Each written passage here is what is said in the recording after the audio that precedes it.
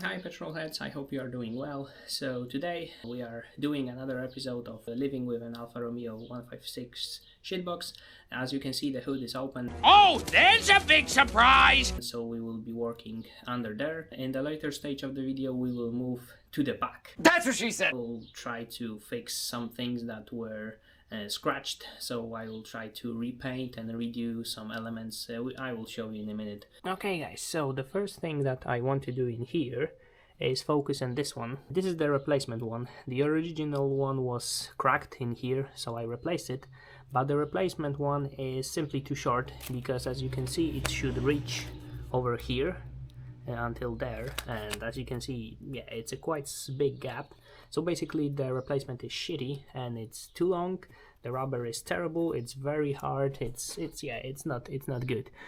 Some things are good when they are hard, but this is not. Yeah, that's pretty true. And it goes to the back of the engine. This is the pressure regulator hose for the crankshaft, so it gets the pressure up in here and it goes down. Air intake, we will also be working on that. This one in here is I have a problem with it because next to the turbo it is plastic and basically it's cracked. I have a replacement one in here. This is how it looks, and it is cracked in here until like then. Those elements are quite difficult to get a grasp of for those cars. There are no elements like that.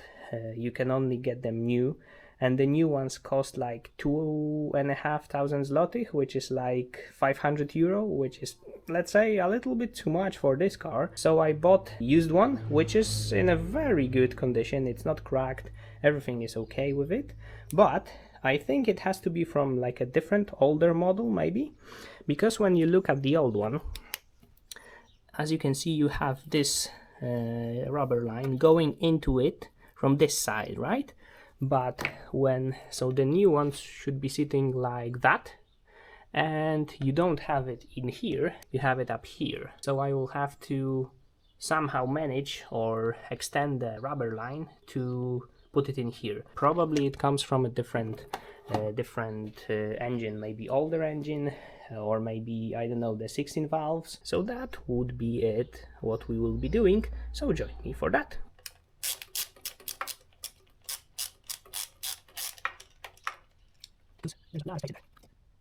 Okay. Shit.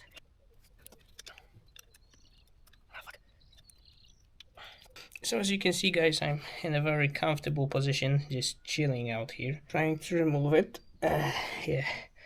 So I was able to undo the clamp. I had to disconnect a couple of lines, electrical lines, and one of the sensors, so I also disconnected the battery just in case. And now the fun part, which is getting a very tight old fucking rubber off, which is always great. I love it.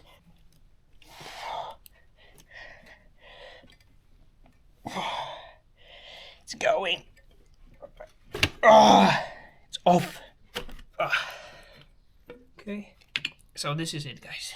This is it's not really rubbery anymore, and it's not old. It's like, I don't know, it's like maybe half a year.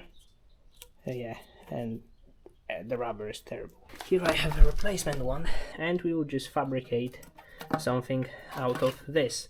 I roughly place it where it should be, and now I will just try to wiggle it in. A few moments later. Bottom we have it.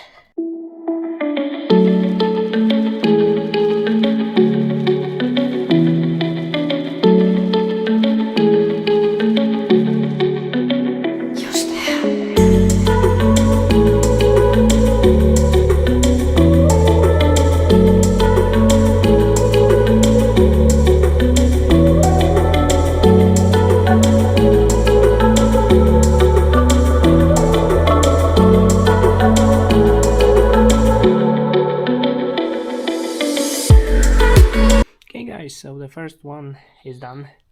As you can see here, it's all nicely done.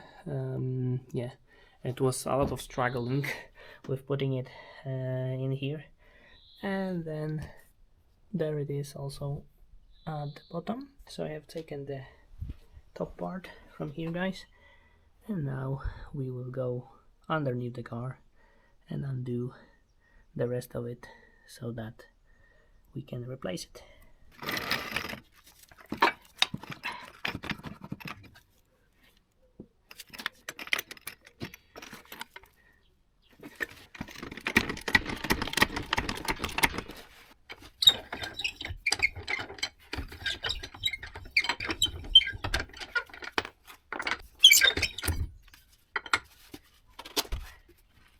You have to undo this one. See, it's way over here where my finger is. Then we have to undo this one, which is perfect because it was done by me, so I knew it's a difficult place to get to, so I set it in this way that I can get it through here, and yeah, and that would be it, and we can take it off and replace it with the new one. Yeah.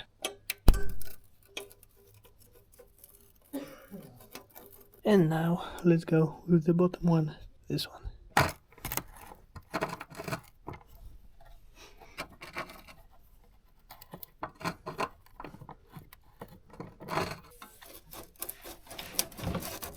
Okay, it's up.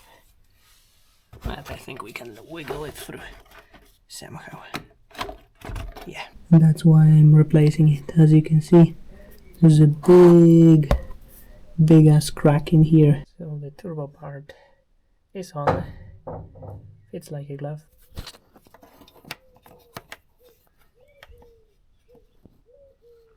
Yes, it is in. Okay guys, so as you can see, I have connected everything back together. Yeah, so now I have to just put the last piece and we'll start the car up.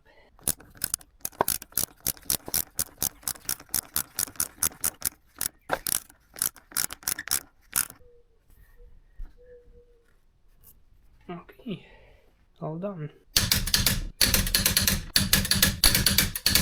Let's start her up and see if everything is okay and if everything works and if we cannot hear any weird noises. Okay.